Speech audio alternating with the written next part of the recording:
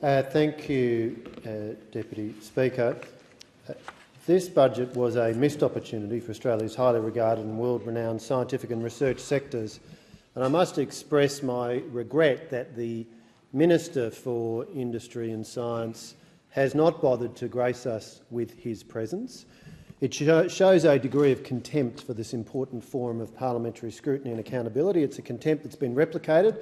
by many of his ministerial colleagues and is entirely at odds with the rhetoric that we saw from Mr Albanese, the current Prime Minister, when he was Leader of the Opposition. Perhaps the Minister doesn't want to be here to defend the deal that he has done to boost funding for a range of American venture capital firms and the Canberra bureaucracy at the expense of funding for basic scientific research activity. We know that $466.67 million has been allocated to the American incorporated company PsiQuantum, following a deal cloaked in secrecy and lacking in transparency, and we know that a further $27.7 million has been allocated for Canberra bureaucrats to oversee this controversial deal, deploying, of course, their considerable commercial expertise and investment experience.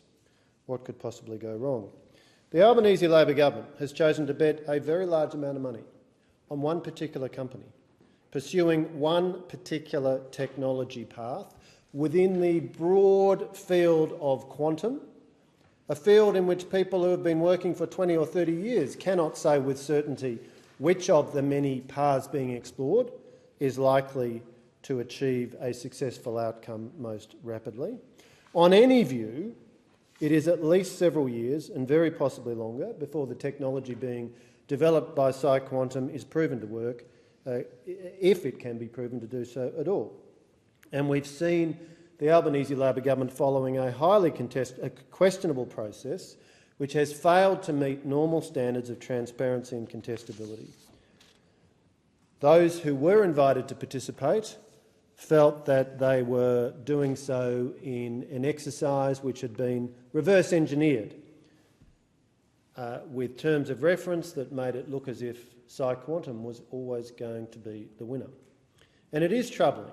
that so much funding has gone to an American incorporated and based quantum computing company with a large ownership stake in that company being held by venture capitalists, including American venture capitalists, rather than any of the outstanding Australian-based quantum companies and researchers. What would be a particular tragedy would be if this decision made by the Albanese Labor government to allocate, alongside the Queensland government, almost $1 billion of taxpayers' money into this particular American company, ends up making it more difficult for other Australian-based quantum companies to compete for and attract global investment because of a perception that their own government,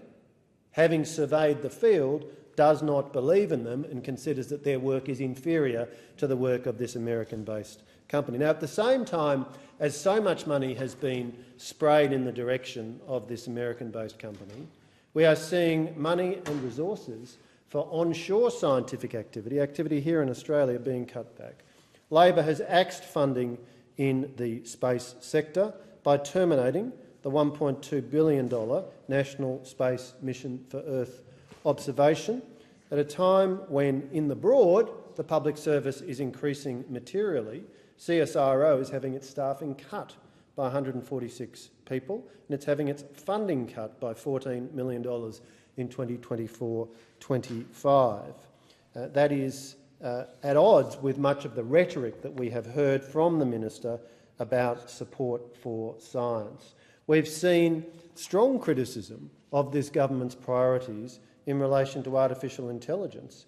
with, for example, Simon Bush of the Australian Information Industry Association saying in relation to the vital field of artificial intelligence, Australia is now going backwards when other countries are going forwards. My questions for the Minister include, in relation to the PsiQuantum investment, how much of the funding is a loan, how much is equity, how much is grants, what's the interest rate on the loan, how much of the funding will be sent overseas, will the Australian government receive an ownership stake in the company, will there be rights to the intellectual property that's developed, when will the deal be finalised, when will the computer be built, how much of the computer will be manufactured overseas, what will happen if the technology remains unproven, And was the Minister aware of PsyQuantum's links to Chinese academics before approving the funding?